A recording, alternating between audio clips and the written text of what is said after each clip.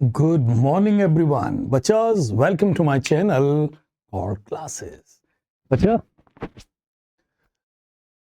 मैंने अभी recent past में जब पेपर्स देखे आईएएस सीबीएसई के तो मैंने देखा कि आजकल बोर्ड एग्जाम्स में ये लोग न्यूज़पेपर से कटिंग्स दे देते हैं, वहां से पैराग्राफ न्यूज़पेपर का एज इट इज देकर ये आपसे फाइनेंशियल एनालिसिस कराते हैं। मींस कुछ क्रिटिकल फाइनेंशियल क्वेश्चंस रेज करते हैं। यूजुअली जो ये क्वेश्चंस हैं ये इस चैप्टर से होते हैं, रेशियो एनालिसिस से।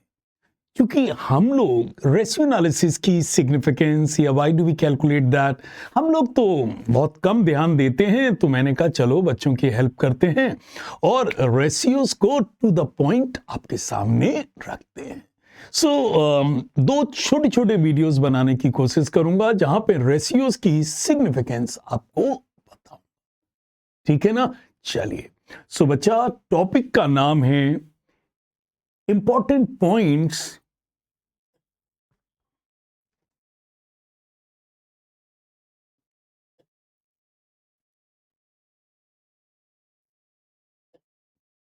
Important point from ratio analysis, ठीक है ना भैया।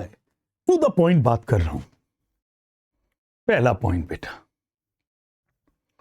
बेटा intra firm comparison ratios of the same enterprises are compared with the past ratios. बेटा जब हम इंट्रा फर्म कंपैरिजन करते हैं तो हम अपने करेंट ईयर की रेशियोज को कंपेयर करते हैं अपने पास्ट रेशियो से।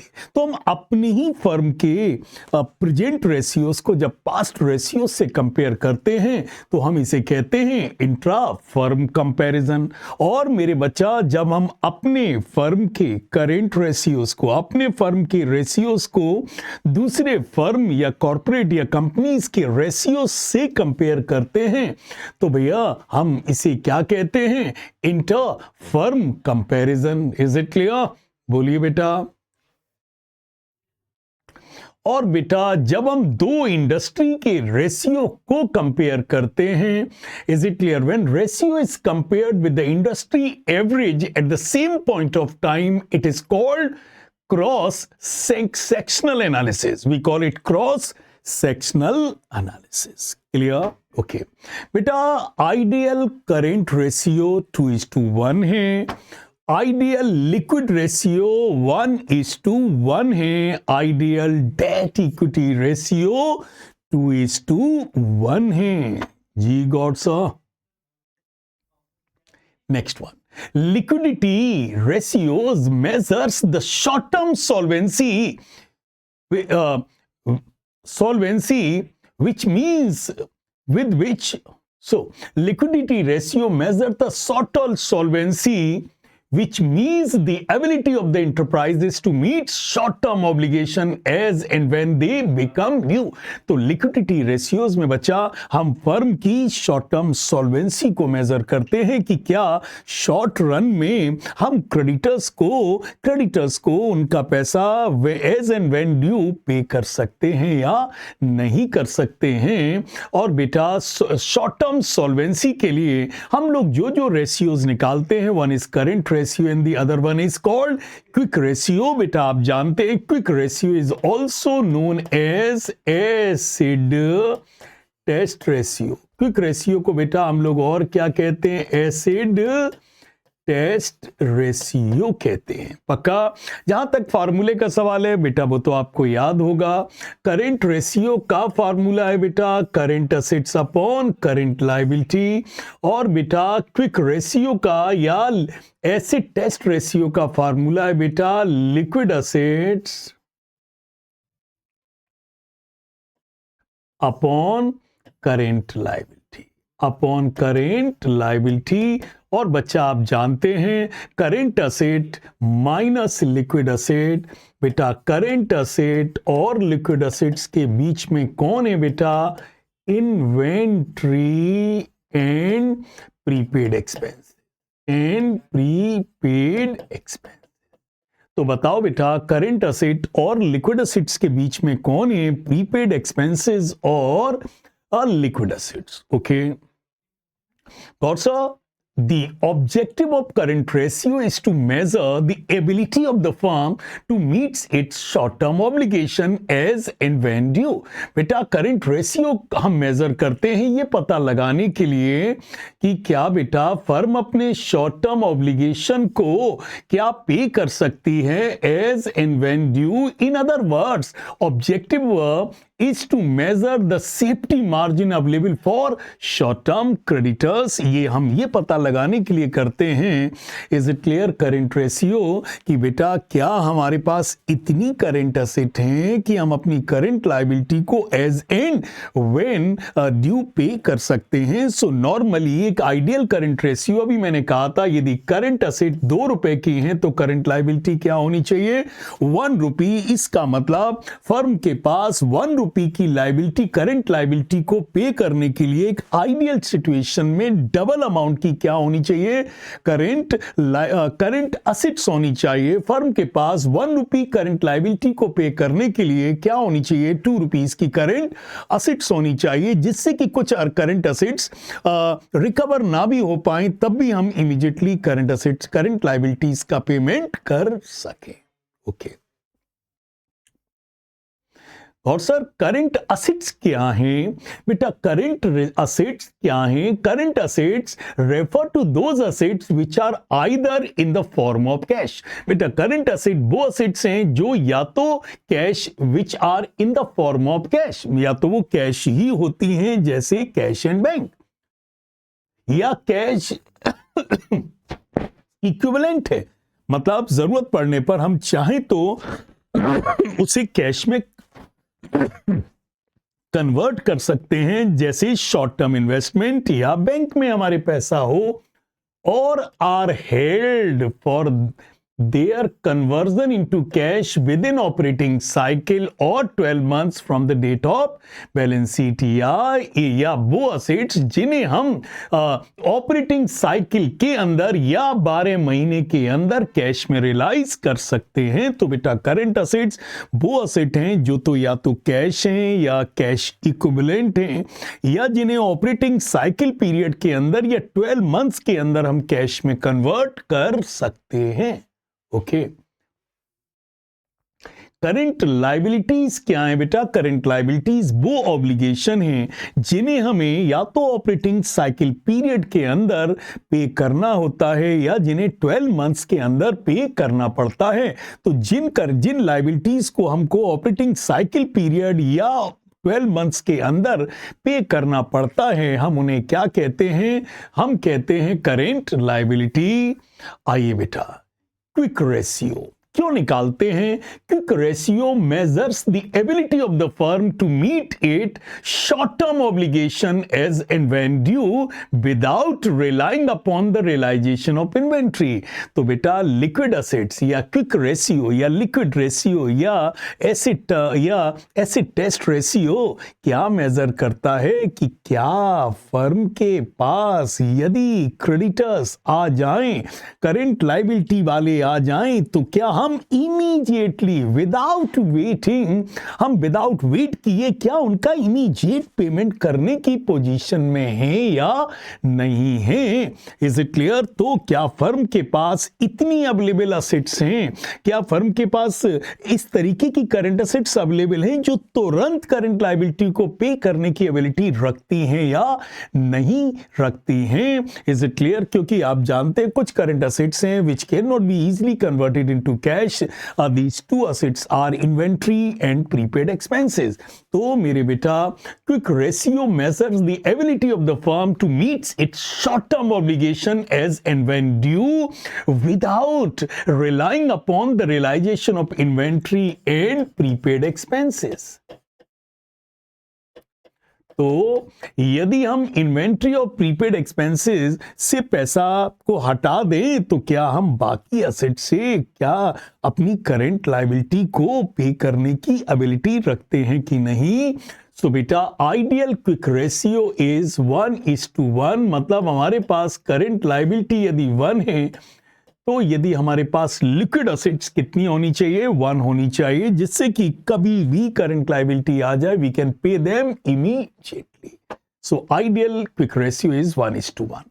बेटा आइए, debt equity ratio measures the long term. देखिए बेटा, करंट और क्विक क्या था, short term.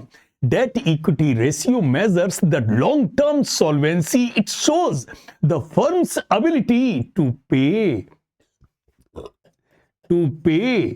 interest, installment, and principal amount as and when due. Is it clear? So debt equity ratio कहता है कि क्या ये शॉर्ट टर्म सॉल्वेंसी को मेजर करता है और ये पता लगाता है कि क्या फर्म के पास एबिलिटी है कि वो इंटरेस्ट और लोन की इंस्टॉलमेंट या ड्यू होने पर लोन पे करने की एबिलिटी रखता है या नहीं रखता। Is it clear? यदि डेट इक्विटी रेशियो का फार्मूला क्या है बेटा, long term debt upon share holder fund. Is it clear?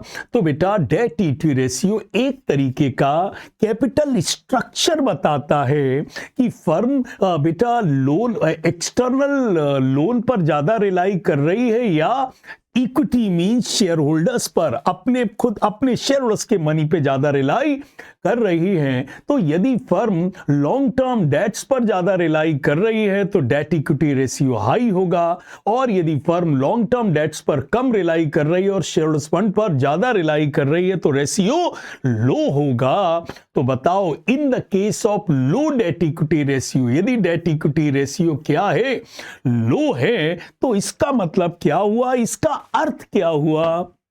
यदि बेटा डेट इक्विटी रेशियो लो है, इसका मतलब फर्म डेट पर कम रिलाई कर रही है और इक्विटी पर ज्यादा रिलाई कर रही है। मतलब फर्म बाहरी लोगों से कम पैसा ले रही है और शेयर होल्डर्स पर से ज्यादा पैसा ले रही है। मतलब internal equity is more than the external equity. और यदि लो डेट इक्विटी रेशियो लो है तो इसकी क्या इंटरप्रिटेशन है बेटा?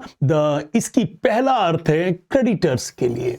Is it clear? यदि लो डेट इक्विटी रेशियो है, इसका मतलब हमने बाहरी लोगों से, क्रेडिटर से कम पैसा लिया है और इक्विटी मींस शेयर होल्डर्स का पैसा ज्यादा है, मींस इंटरनल मनी ज्यादा लगा है।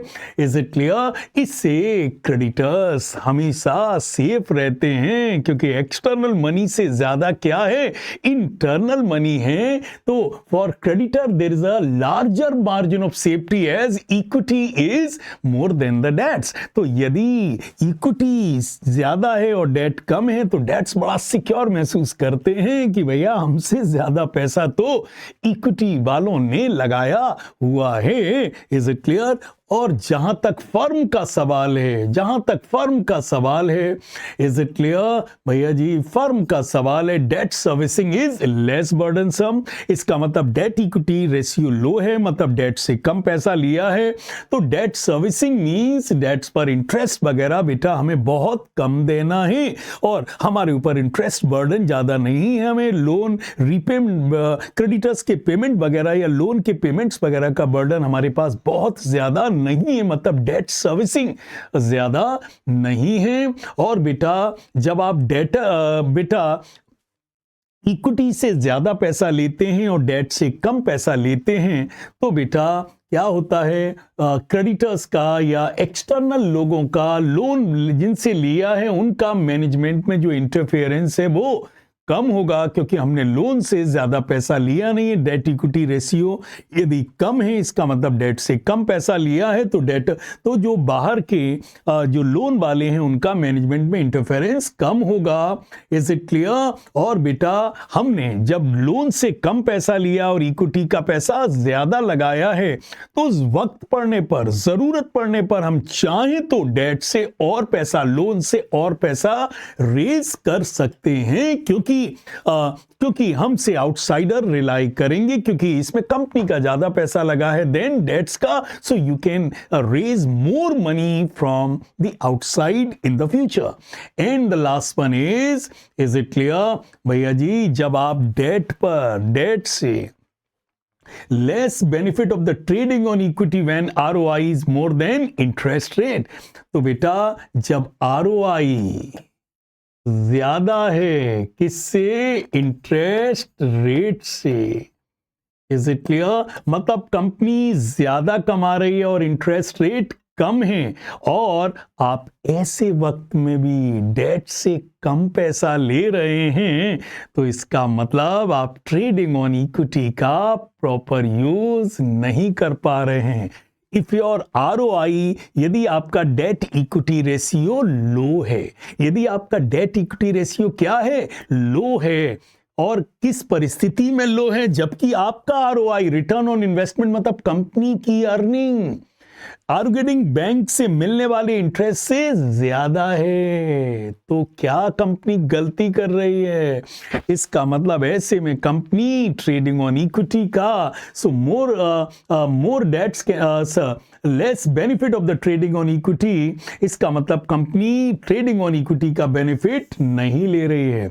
तो बच्चा याद रखना, कभी भी आरओआई इंटरेस्ट रेट से ज्यादा हो, कभी भी आरओआई इंटरेस्ट रेट से ज्यादा हो, तो कंपनी को डेट्स पर ज्यादा रिलाई करना चाहिए। और यदि आरओआई सर जी यदि इंटरेस्ट रेट से ज्यादा है और कंपनी फिर भी इक्विटी पे रिलाई कर रही है, डेट से पैसा नहीं ले रही है, तो इसका मतलब वो ट्रेडिंग ऑन इक्विटी के बेनिफिट से वंचित है, is deprived from the trading on equity. अच्छा गॉड सर, यदि डेट इक्विटी रेशियो बहुत हाई हो, इसका मतलब बेटा है कि you are relying more on debts than equity. आप बाहर वालों से ज्यादा पैसा ले रहे हैं in comparison to equity means share holder से। तो बताओ इसके क्या इम्प्लीकेशन है क्रेडिटर्स पर, मतलब बाहर वालों पर? Is it clear? सर जी आप डेटर से आप एक्सटर्नल मनी ज्यादा रेस कर रहे हैं, बताइए डेट इक्विटी रेशियो हाई है, मतलब आप डेट से ज्यादा पैसा ले रहे हैं।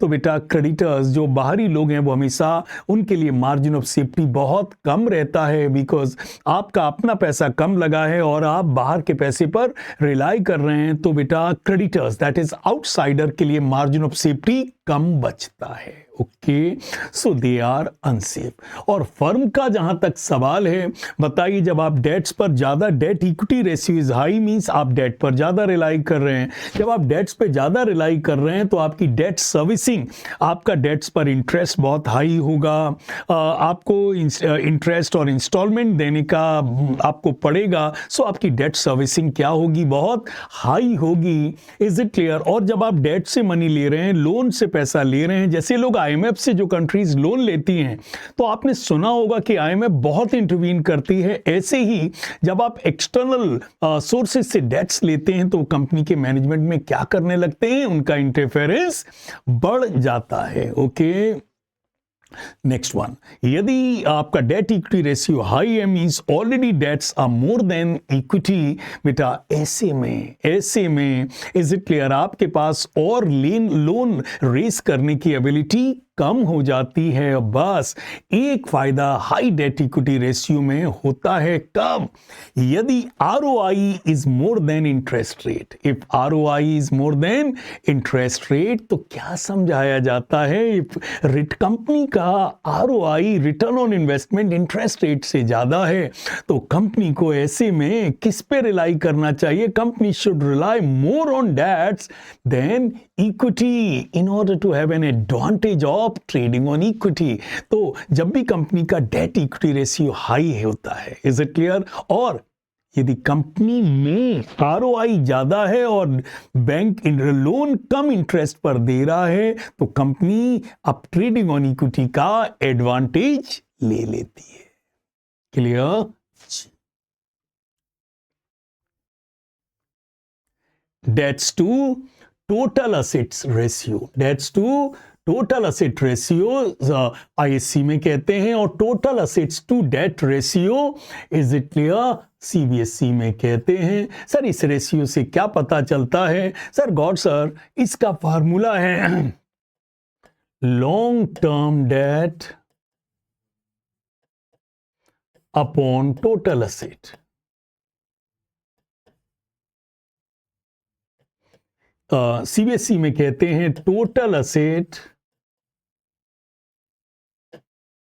Upon long term debt.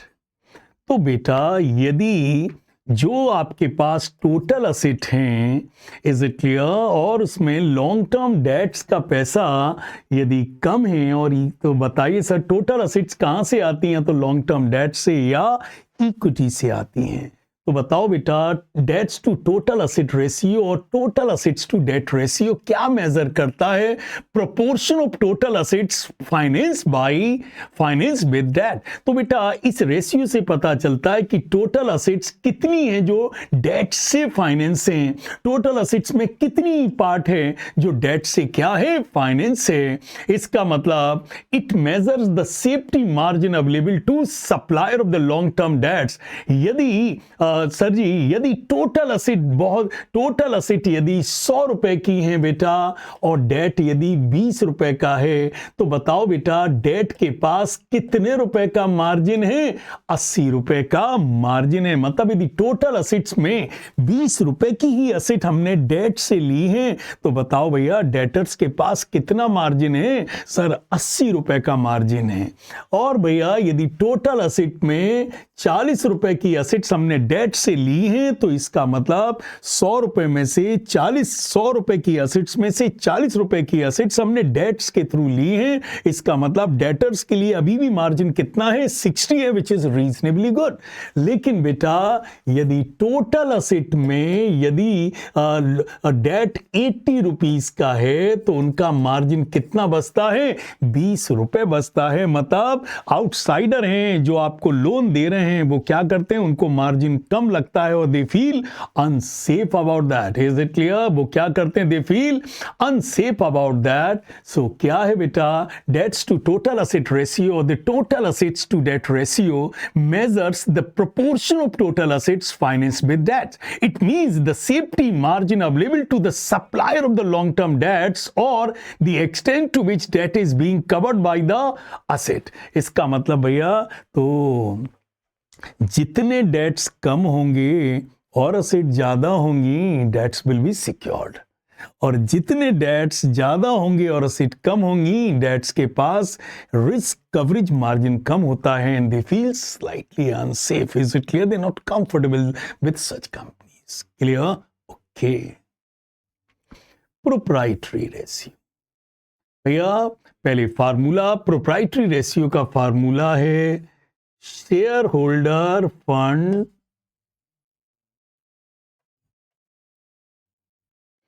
Upon total share holders fund upon total asset. तो बताइए बेटा proprietary ratio extent indicates the extent to which assets of the enterprises have been financed out of proprietors fund. Higher ratio indicates higher margin and higher safety for, so higher ratio indicates higher margin safety for creditors, and the enterprises is not taking trading benefit of trading on equity and vice versa. तो बताइए बेटा proprietary ratio क्या बताता है? कि ये बताता है कि टोटल असेट्स में कितनी असेट्स हैं जो शेयर होल्डर्स मनी से फाइनेंस्ड हुई हैं। मतलब कितनी असेट हैं जो शेयर होल्डर्स के पैसे से फाइनेंस हुई हैं। फॉर एग्जाम्पल यदि 100 रुपए की हमारी असेट है और 80 रुपए की असेट इंटरनल पैसे से ली गई हैं, तो बताइए भैया जी बाकी 20 रुपए की असेट्स किससे ली गई हैं?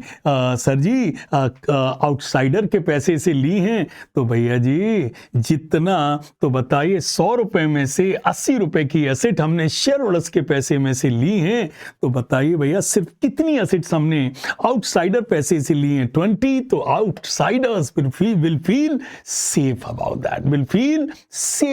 दैट, कि भैया कंपनी अपने ही पैसे से ज्यादा असेट्स खरीद रही है, मेरे पैसे से कम खरीद रही है, तो भैया हमारा रिस्क कवर है।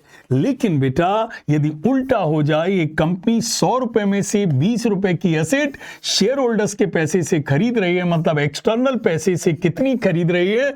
80 खरीद रही है, तो भैया जी, एक्सटर्नल लोगों के लिए सेफ्टी मार्जिन बहुत कम हो जाता है and they feel unsafe about that. Clear भैया जी। और कहा जाता है बेटा, अब देखना, यदि कंपनी का ROI is greater than interest rate, बताइए, यदि कंपनी का ROI ज्यादा है इंटरेस्ट रेट से, इज इट क्लियर? तो बताओ बेटा, कंपनी को किस पे ज्यादा रिलाई करना चाहिए? गॉड सर, डेट पर ज्यादा रिलाई करना चाहिए, क्योंकि इंटरेस्ट रेट सस्ता है, डेट सस्ते मिल जाएंगे। बोलो भैया जी। तो यदि कंपनी का ROI ग्रेटर है इंटरेस्ट रेट से, तो कंपनी को डेट्स पर ज्यादा रिलाई करनी चाहिए, और यदि कंपनी का ROI कम है इंटरेस्ट रेट से, तो कंपनी को डेट पर, इज इट क्लियर? सो बताइए, companies ROI is greater than interest rate, then the company should more rely on debts because debt is cheaply available in the market. On the contrary, यदि company का ROI कम है और interest rate ज्यादा है, तो वैसे भी, तो बताओ भैया क्या करना चाहिए कंपनी को? Is it clear? तो कंपनी को कम डेट्स पर रिलाई करना चाहिए, डेट्स पर ज्यादा रिलाई नहीं करना चाहिए, बिकॉज ROI ऑलरेडी कम है और इंटरेस्ट रेट क्या है बेटा, ज्यादा है। तो बेटा आपका रिटर्न इतना भी नहीं होगा कि आप उससे क्या पे कर पाए, इंटरेस्ट रेट। तो आपको डेट पर ज्यादा रिलाई नहीं करना चाहिए। तो बेटा बताइए, डेट पर कब ज्यादा रिलाई करना चाहिए? डेट पर रिलाई करना मींस ट्रेडिंग ऑन इक्विटी पर रिलाई करना, डेट्स पर रिलाई करना मींस ट्रेडिंग ऑन इक्विटी पर रिलाई करना। So when ROI is greater than interest rate, तो कंपनी को डेट्स पे रिलाई करना चाहिए। डेट्स पे रिलाई करने को क्या कहते हैं? Trading on equity. और यदि सर ROI कम है और इंटरेस्ट रेट ज्यादा है, तो कंपनी को डेट्स पर ज्यादा रिलाई नहीं करना चाहिए, मतलब कंपनी को ट्रेडिंग ऑन इक्विटी पर नहीं जाना चाहिए। तो बताइए भैया, यदि ये रेशियो हाई है, तो कंपनी किस पे ज्यादा रिलाई कर रही है? शेयर होल्डर्स फंड पर। किस पर? शेयर होल्डर्स फंड पर। इसका मतलब कंपनी शेयर होल्डर्स फंड पर ज्यादा रिलाई कर रही है। और जिन कंपनी के ROI ज्यादा हैं और फिर भी वो शेयर होल्डर्स फंड पर ही विश्वास कर रहे हैं और डेट से पैसा नहीं ले रहे हैं, मींस वो ट्रेडिंग ऑन इक्विटी का बेनिफिट नहीं कर पा रहे हैं, वो ट्रेडिंग ऑन इक्विटी का बेनिफिट नहीं ले रहे हैं। और यदि ये रेशियो कम है, और यदि क्या है, ये रेशियो कम है, और सर जी, तो फिर कंपनी को क्या करना चाहिए? ट्रेडिंग ऑन इक्विटी के बेनिफिट पर नहीं जाकर शेयर होल्डर से ही ज्यादा पैसे लेने के बारे में सोचना चाहिए। तो मेरे बेटा, तो बताइए, शेयर होल्डर्स ये रेशियो का ज्यादा होना मींस कंपनी का ट्रेडिंग ऑन इक्विटी पर कम रिलाई करना, और इस रेशियो का कम होना मींस कंपनी का ट्रेडिंग ऑन इक्विटी पर ज्यादा रिलाई करना। फिर सुन लो, इस रेशियो का ज्यादा होना मींस कंपनी इज रिलाइंग और more on trading on equity, और इस रेशियो का कम होना, इसका मतलब कंपनी किस पे ज्यादा रिलाई कर रही है? डेट्स पर ज्यादा रिलाई कर रही है।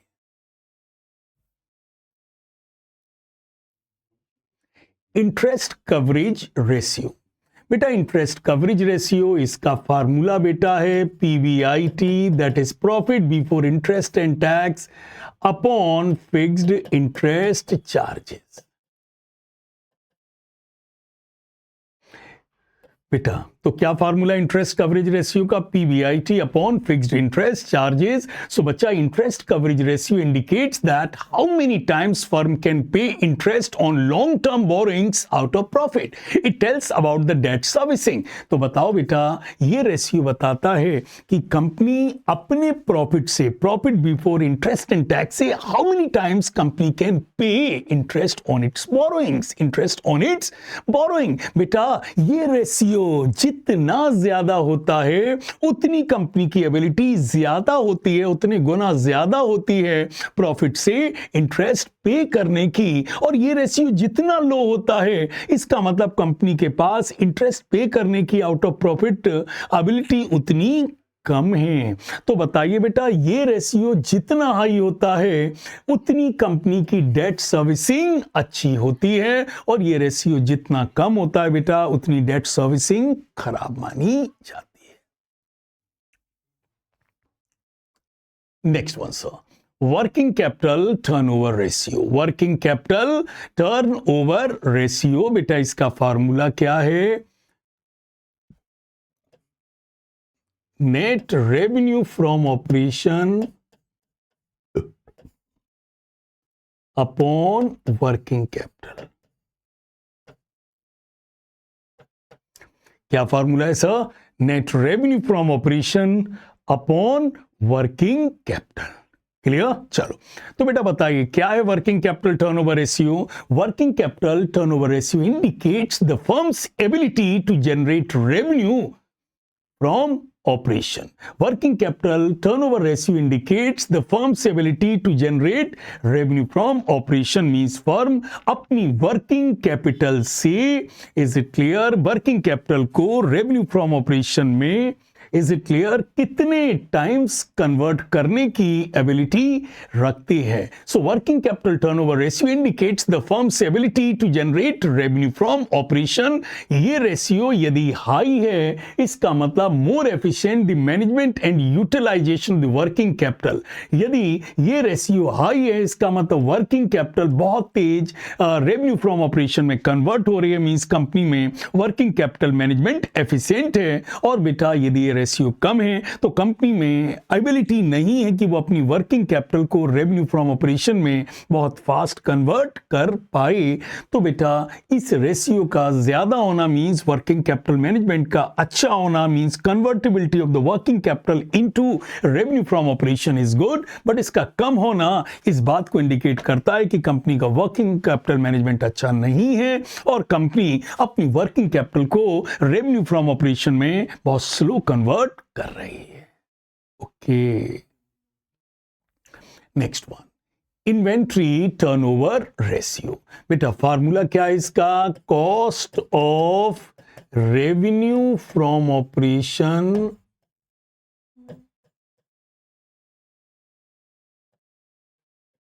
Upon average inventory.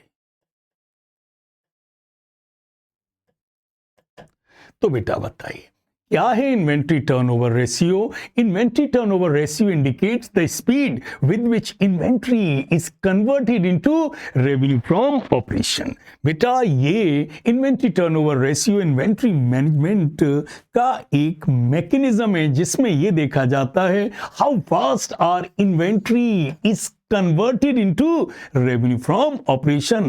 कितनी तेजी से हम अपनी इन्वेंट्री को सेल्स में कन्वर्ट कर लेते हैं। जितनी फास्ट हमारी इन्वेंट्री सेल्स में कन्वर्ट हो जाएगी उतना हमारा इन्वेंट्री मैनेजमेंट अच्छा है, और जितना स्लो कन्वर्जन है इसका मतलब हमारा उतनी इन्वेंट्री मैनेजमेंट खराब है। बोलो बेटा, उतना इन्वेंट्री मैनेजमेंट हमारा क्या माना जाएगा?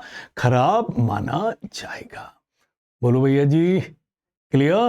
तो बताओ बेटा, यदि ये रेशियो हाई है, इन्वेंट्री टर्नओवर रेशियो बहुत हाई है, इसका मतलब हम इन्वेंट्री को, इज इट क्लियर, टर्नओवर में बहुत फास्ट कन्वर्ट कर रहे हैं। Is it clear? और जितना कम है इसका मतलब उतना वक्त ज्यादा लग रहा है इन्वेंट्री को सेल्स में कन्वर्ट होने में। आगे आइए बेटा, trade receivable turnover ratio, formula क्या है? Credit revenue from operation upon average trade receivable। तो trade receivable turnover ratio indicates the speed with which collection is made from the trade receivable. Higher ratio indicates better debtors management and vice versa. तो बताओ बेटा, trade receivable management क्या कहता है कि sir जी हम अपने डेटर से कितना फास्ट कलेक्शन कर पा रहे हैं। सो फॉर एग्जांपल, यदि हमारा trade receivable turnover ratio 6 times है, 6 टाइम्स है। तो बेटा बताइए, यदि हमारा ट्रेड रिसीवेबल टर्नओवर रेशियो कितने टाइम से 6 टाइम, मतलब हम साल में कितनी बार कलेक्शन कर रहे हैं, 6 टाइम कलेक्शन कर रहे हैं। बताइए साल में महीने कितने हैं, 12, और हम 6 टाइम कलेक्शन कर रहे हैं, तो एक बार कलेक्शन करने में कितने मंथ्स लग रहे हैं, 2 मंथ्स लग रहे हैं। अच्छा बेटा, यदि ये गॉड सर 8 टाइम्स हो तो क्या होगा, तो बेटा 12 डिवाइडेड बाई 8, तो बेटा 1.5 मंथ्स में कलेक्शन हो जाएगा। गॉड सर यदि ये 12 टाइम्स हो तो 12 डिवाइडेड बाई 12 टाइम्स, एक महीने में कलेक्शन हो जाएगा। तो बेटा ट्रेड रिसीवेबल टर्नओवर रेशियो जितना हाई होगा, कलेक्शन उतना फास्ट होगा, और कलेक्शन जितना फास्ट होगा बच्चा, उतना ही हमारा ट्रेड रिसीवेबल मैनेजमेंट अच्छा है। और बेटा जितना ये रेशियो हमारा क्या होगा, ट्रेड रिसीवेबल टर्नओवर रेशियो कम होगा, उतना हमारा कलेक्शन पीरियड हाई होगा। और कलेक्शन पीरियड का मतलब है हम बहुत स्लो कन्वर्ट कर पा रहे हैं ट्रेड रिसीवेबल्स को मनी में, तो हमारा मैनेजमेंट उतना अच्छा नहीं है।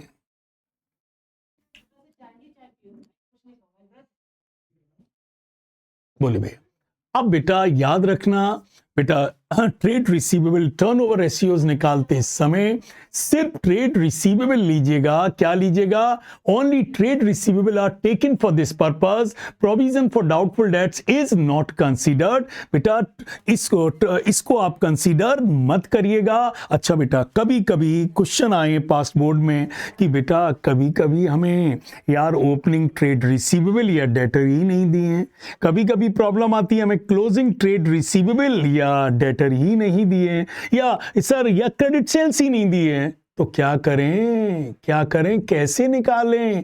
तो बेटा नोट कर लो, कभी भी आपको क्या ना दिया हो, इफ ओपनिंग ट्रेड रिसीवेबल और क्लोजिंग ट्रेड रिसीवेबल और credit sales is not given, use the following formula. बस बेटा आप क्या करना, opening trade receivable plus credit sales is equal to cash collected plus sales return plus bad debts plus discount allowed plus bills receivable plus closing trade receivable होते हैं। मतलब यदि आपको ओपनिंग ट्रेड रिसीवेबल ना दिया हो तो बच्चा ओपनिंग ट्रेड रिसीवेबल को एक्स कर देना और बाकी सब चीजें पुट कर देना, तो आपका निकल आएगा। बोलो बेटा, तो बेटा ने किसको जरूर नोट कर लो या स्क्रीनशॉट ले लो। Opening trade receivable plus credit sales, is it clear, किसके बराबर होता है, cash collected plus sales return plus bad debts plus discount allowed plus bills receivable receive plus closing trade receivable. तो कभी भी बेटा ये ना दिया हो तो इसको एक्स मान लेना, बाकी दिया होगा तो एक्स की वैल्यू आ जाएगी। कभी ये ना दिया हो तो इसको एक्स मान लेना, तो बाकी सब दिया होगा तो बेटा बाकी की वैल्यू आ जाएगी। बी केयरफुल, इसको बहुत कायदे से देख लेना, क्योंकि एग्जाम में आपको लगेगा कि ओपनिंग डेटर या क्लोजिंग डेटर दिया नहीं है, और जबकि वो आपको क्या देगा, सेल्स रिटर्न देगा, बैड डेट्स देगा, क्रेडिट सेल्स देगा, डिस्काउंट अलाउड देगा, और आपको इनकी हेल्प से निकालनी है। ओके बेटा, 12 और 365 divided by trade receivable turnover ratio से क्या निकलता है, 12 और ऑब्लिक 365। 12 यदि मंथ्स में निकालना चाहें, 365 यदि आप डेज में निकालना चाहें, को डिवाइड किससे कर दें, ट्रेड रिसीवेबल टर्नओवर रेशियो से, तो आपका निकल कर आ जाता है डेट्स कलेक्शन पीरियड या डेटर्स वेलोसिटी। बोलो बेटा, बेटा अगला है बेटा ट्रेड पेएबल और क्रेडिटर्स टर्नओवर रेशियो। बेटा इसका फार्मूला है credit purchases upon average trade payable.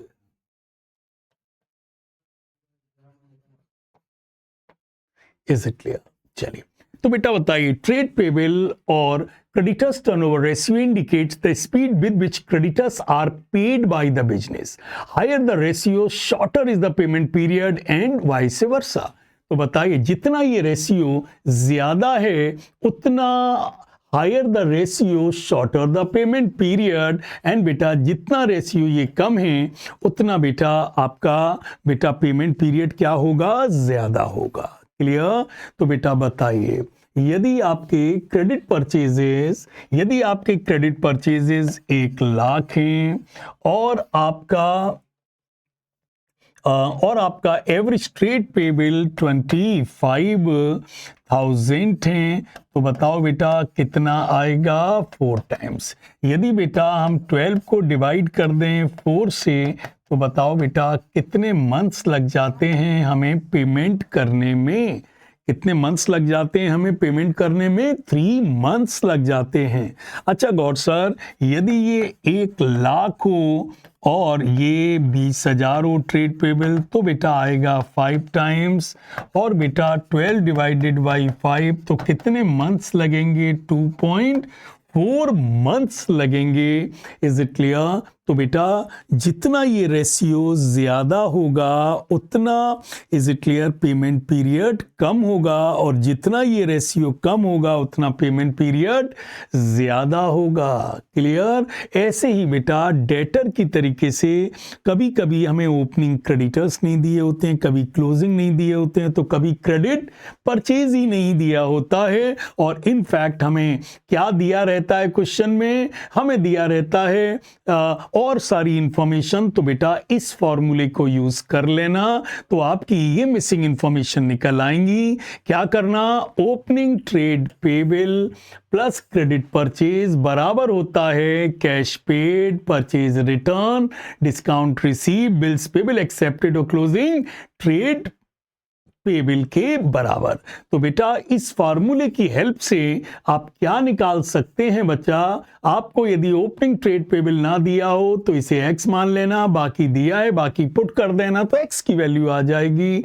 और यदि आपको क्लोजिंग ट्रेड पेबल नहीं दिया है तो इसको x मान लेना, तो और बाकी वैल्यूज आपको गिवन होंगी तो आपको इसकी वैल्यू आ जाएगी। और आपको यदि क्रेडिट परचेज नहीं दिया है तो क्रेडिट परचेज को x मान लेना, बाकी वैल्यू दी होगी, तो आप इस तरीके से ये वैल्यू आप कैलकुलेट कर लेंगे। Is it clear? सो बच्चा इस वीडियो में मैंने कवर किया, इज इट क्लियर, कि सारे जो रेशियोज थे, particularly short term solvency, long term solvency और बच्चा टर्नओवर रेशियोज जो भी थे उनको मैंने प्रिसाइजली रखा। ऑलरेडी वीडियो बड़ा हो रहा है, तो मैं अब अगले वीडियो में प्रॉफिटेबिलिटी रेशियोज और डिफरेंट चीज़ें कैसे निकाली जाती हैं इनको प्रिसाइजली आपके सामने रखूंगा, जो आपके बोर्ड में बहुत काम आएगा।